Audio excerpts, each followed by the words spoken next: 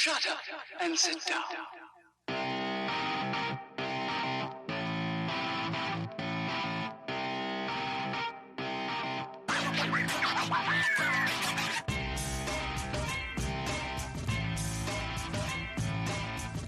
Welcome to the Bricks King podcast, where I'm going to bend your ear about Lego, review those amazing bricks of plastic, and discuss what is new and up and coming around the Lego world. I'm your Minifigure host, Matt. Let's build on it. Welcome in, everybody. How are you doing today? Hopefully quite well. Hopefully you are doing quite well. And if not, hopefully your time here today will give you some enjoyment. Maybe, you're taking that long drive to work. Oh, I dread those every single day, but so many podcast episodes to catch up on. Not mine, but plenty of others. Anyway, today we are talking about Super Mario. I told you it was coming. We are talking about Super Mario stuff. In this case, the Bowser. Oh, goodness. Do I have some opinions on this? Anyway, let's go ahead and jump into the big boy. See what he has, see what he can do. And well, honestly, whether or not it's worth the pennies or whatever currency you are using to determine whether or not it's worth it. Let's figure it out. So the Mighty Bowser is the actual name of it. It doesn't seem like it should be the name. It should be something different, bizarre. Maybe not even bizarre, maybe just the Bowser, just me. So we have the Mighty Bowser. 71411 is the set number in case you are looking for it. Has 2,807 pieces. Retails in euros and USD for 270 big ones. Pretty hefty. Does the heft equal the value? Let's talk about it. So the first thing you need to realize about this, buddy, is it is not small by any means. He got thick legs and thick arms, got a big old fat shell, got a big old head, body, everything is big on this. Even comes with a stand to stand him on. He can be used in the Mario system, where you can take your Mario or your Peach and you can do the whole thing and you can scan the tile that is hidden in the stand, believe it or not. Can you imagine such a thing? But you can. So let's talk about the early build. Build up the stand, right? The stand, you gotta do it. It's where he is. It's where he's standing. He's guarding that tile that you can scan. So the base of this is pretty simple. Not anything wild and crazy. But the funny thing about it is it's almost kind of pointless.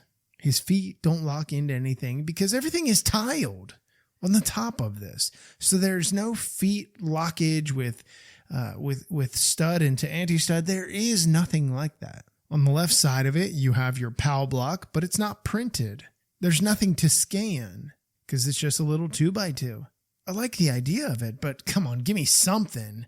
Come on, guys. You have that new piece. I think what is it? A 3x3? Is it a 4x4? I don't know if it is. It's been a while since I've done Mario. But it's there, right? It is there. Now, the interesting thing behind it is hidden. You have to knock over the tower on the left so that you can gain access to it. I don't think Mario, in his tiny little size, the Mario I'm talking about, the Lego Mario, not Minifig Mario, which everybody has wanted forever and a day, still does to this day. We're not talking about that Mario. So you knock it over, you get access. Now, the little towers that are on each side, they have 2x2 rounded tiles that are printed with Koopa's face on them. They are black tiles with dark red printing on them. I actually do like those. So you knock the PAL or you get to the PAL. The other side has nothing. Frankly, it feels kind of disappointing. Your towers have flames sticking out. I would expect something on both sides. Give me something, a PAL block, and I don't know, something, a 1-up, anything. Have some fun with it. So then you move to the center. You have a bunch of dark red and a bunch of gold ingots that are here. And in the front, you have this weird thing that kind of sticks out. You pull it out, and there's your tile to scan with your Mario or Peach Fig. There you go. Blunk. Pop it in, see what happens. The sad thing is this entire deal could honestly really not be needed whatsoever In my opinion, it's a waste of pieces. It's a waste of cost. What is the point of it? Yes, he can stand on it. Look at him. He can stand with or without it. Honestly, just give me, Bowser, and that's it. Just give me the Bowser. Anyway, maybe not everybody agrees with me, and that's fine. You have your opinion, I have mine. I just don't think it's quite worth it. Anyway, so the Bowser, bunch of yellow on this guy, a bunch of tan, big old shell, big old arms, like I had said, big old legs. The main thing of this is a Technic assembly. You have your system pieces. If those of you that aren't familiar with what system is the bricks that you use on most cases, most Lego sets. And the Technic is its own thing. It is where the strength and rigidity comes from in sets like this. These big sets where you need all of this interior ability, this framework to be able to hold things in certain places and give strength from whether it be legs or, the back, the torso, the head on some things and whatever else. So the cool thing about the building process is you get some kind of unique techniques with some of the building ideas. The arms, the elbows, that's kind of unique. The elbows are locked on this thing, by the way. You can't move it around. You can rotate the shoulder. That's not bad. You can at the wrist. He has 3 fingers and a thumb, if that's what you want to call it, with some sharper, nails. Does he have nails? Claws? They're not long enough to be claws, honestly. But hey, it works. He's got his little choker collar type thing that's going on, his goth idea that has some spikes that are on it. He's got spikes around his wrist and all that kind of goodness. Hey, I'm here for it. Anyway, back to the hand. I apologize. His thumb just moves in, out. Fingers don't move. And then, like I said, you have the wrist that rotates round and round and round. The legs, of course, there are no bends in the knee. But you know what? I have been here before and I was like, man, I need to learn some of this lingo. Something that I can be like, oh my God, I can tell you this because I finally learned something, a part, a color, because it's not my strength. I'll be straight up honest. I have no qualms about it. But the part that I'm referring to, it's a 1/4 sphere, 3x3x1. Thank you, New Elementary. Thank y'all so much. I've used them obviously in builds. I've seen them.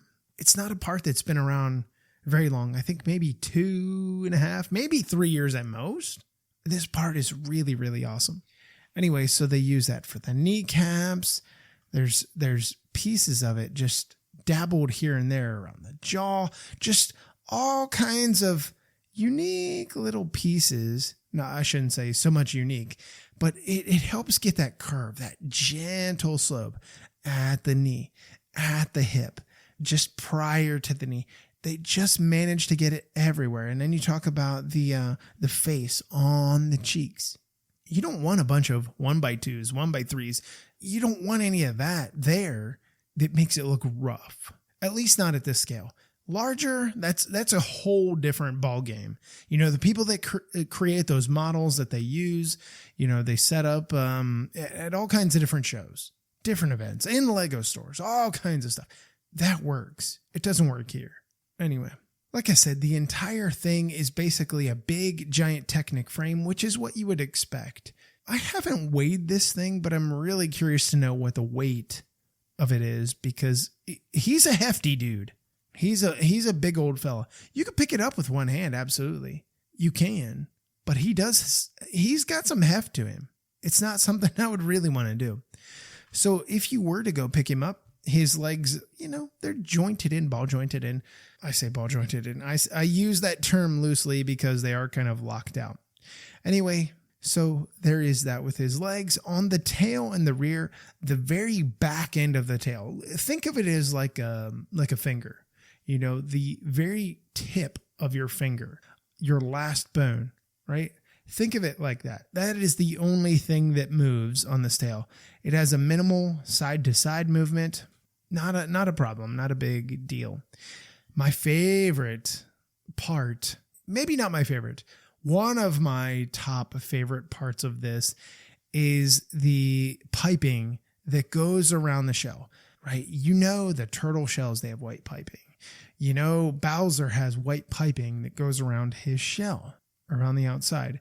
And if you're not familiar with what I'm referring to as piping is like the exterior of something. They have some kind of rounded material that may have something inside of it. In most cases, it's some kind of minimal foam, and it goes the whole way around the outside. It's exquisite. It really is, especially when you have the green there. It's awesome. I'm such a big fan of it. Now you might be asking yourself, hey, dude, hello, how do they manage to get the shell? You essentially build the shell in segments. All the segments are, I would say, pretty much identical, if not completely identical. And you have some green slopes, and then you have some plates, and then you have this big old cone, this tannish colored cone that goes on the top to give it the spikes that are on the back of the shell. And it's great because when you remove it, you see the next tier below. And then if you were to try and go really crazy and remove things, you would see the giant frame that is underneath, the framework that can do everything. I love how they went about this. Originally, when the press release came out, when the photos came out and all that kind of stuff, I looked at it and I thought, how are you doing this? You can't just do stud to anti-stud. Like, you can't just stack this on top. It had to be more than that. And it is. And they really nailed it here. And I'm a big fan of the way that it was done. It makes it feel like his shell has scales. And then, of course, the spikes that are sticking out. I love it. And then add the piping to it. It's exquisite. So let's talk about what else this puppy has and can do and stuff like that. The face is extremely detailed. The nostrils, the mouth is really done well. And it actually has a hidden thing on the inside. The mouth can open. There is a mechanism we'll talk about here in a moment. But the mouth can open. You see all those big pearly whites that are in there, those giant teeth, a bunch of red in there. And there's actually a big old blaster. I don't even call it a blaster. This launching piece that can come out. It's a big old fat one. And it's part of the movement where when you open the jaw, when the jaw opens to a certain point, it launches out and it comes popping at you. So be careful. You could lose an eye if you're eye level with this thing. Speaking of eyes, the eyes can rotate. You can have him looking one direction. You could have him looking at another. You could have him looking forward, or you can get him cross-eyed, which I think absolutely is hilarious. And that is currently how he is displayed for me. I think it's just kind of funny. He kind of looks quirky, like he got messed up by Mario. Mario jumped all over him, and he's totally trashed at this moment. Like he's just trying to figure out where his place in the world is. The eyebrows, you can manipulate the eyebrows. They are simply in a position, ball jointed in, where you can maneuver them around somewhat. You have to be careful because it can pop loose the hair that is on the top, and I did it again. I knew I was going to do it. But you can kind of give him a different expression. Maybe he's angry. Maybe he's kind of curious, like, what's going on here? But yeah, so you have that ability. He's got his big red tuft of a hair piece that I'd mentioned, and that just attaches simply in with some studs. You have his horns on the side of his head. His head does rotate side to side. And here's the cool thing, this function, this technic function. And I told you it's so much technic involved in the belly of the beast. And in this case, there's a mechanism on the left and right. And what it does is it travels the entire way through. If you think of, so it's not anywhere near the neck, I guess you could say. If you think of like mid-chest on the human body, and you were to go halfway back into the chest, like if you were to take a ruler across your chest and run it like a hot knife through butter into your chest and stop halfway, ultimately that would kill you without a doubt.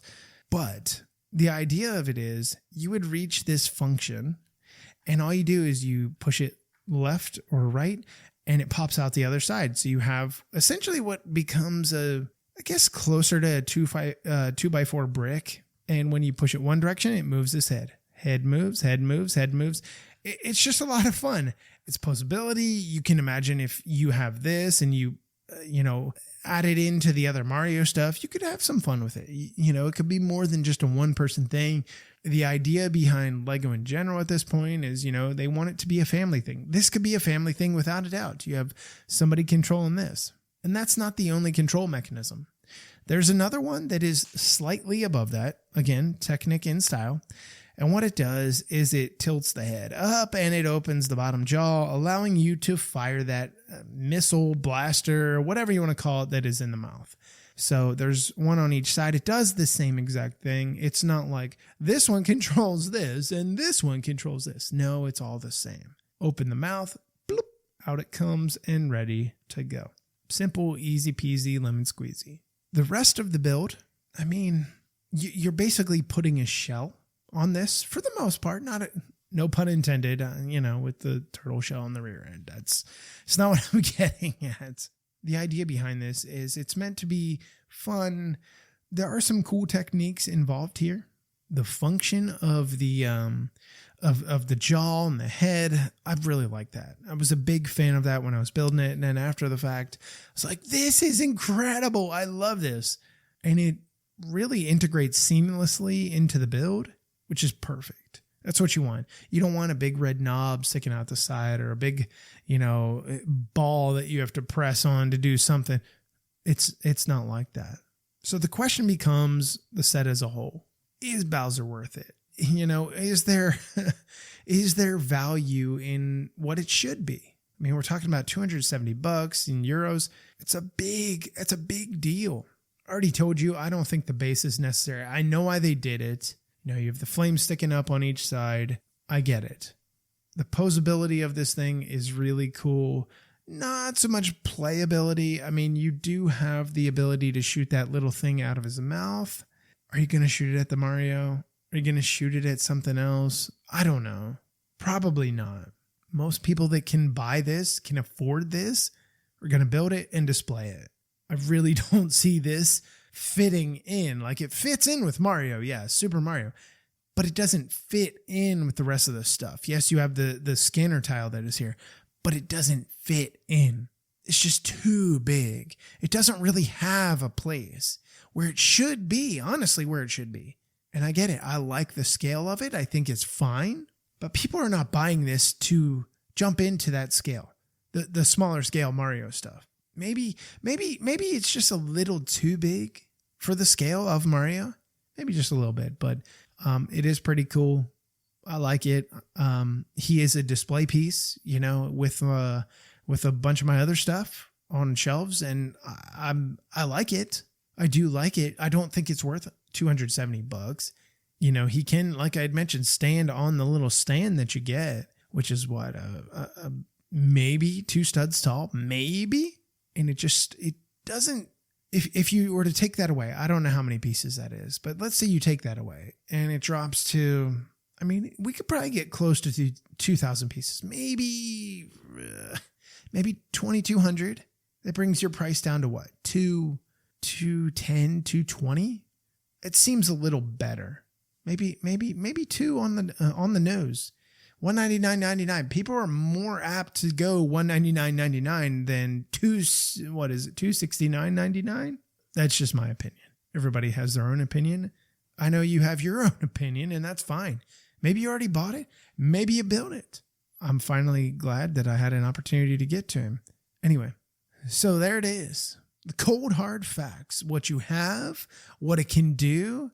My opinion isn't a cold hard fact. It is from my side because it's my opinion. You don't have to take it. The question becomes, where do you rank it? So if you were to do, let's say you do 10 stars, right? It's definitely above 5. We're not in that failing range. Is it 7? Yeah, I think it's 7. Is it 8? Yeah, I think it's 8. Is it 9? No, I don't think it's 9.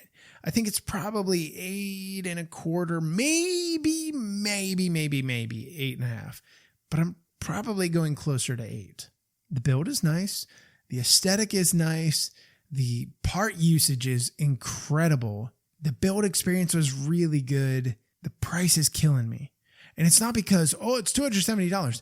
It's because I've wasted pieces. I'd have rather them be cut out completely. And look, the design team is just being handed certain things. They're saying, we need something at this price point. You know, we need a D2C type thing. D2C, if you're not familiar with, is direct to consumer, right? I don't recall seeing these on shelves in big box stores. However, the point behind what I'm saying is remove the parts, drop the price. Or take the parts and do something better than a stand. Give me a brick-built Mario of a different scale. But they're trying to go along with the electronic Mario, and that's fine. I just don't like the idea behind it. So before my voice dies completely, because it's struggling right now, we're going to pop out of here, and we're going to get to some other stuff coming up here in the next couple days. Until we meet again, I'm your Minifig host, Matt. Let's build on it.